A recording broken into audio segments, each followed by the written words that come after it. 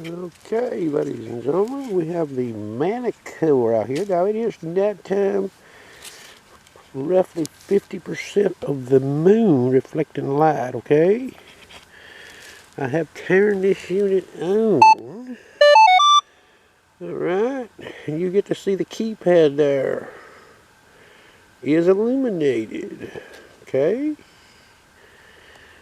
So we'll see if I can't navigate this. I'm holding this handheld camera so I can try to do this right here, okay? So we're going to go up here. I'm going to go down here to lighting, okay? Display. But that's pretty good for hunting at night. Let's get a look at that right there, okay? Now that's not max brightness.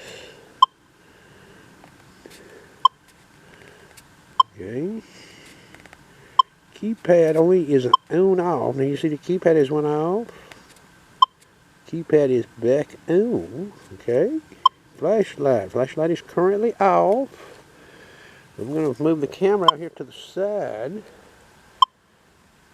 Okay. That's full brightness. That's one level from max.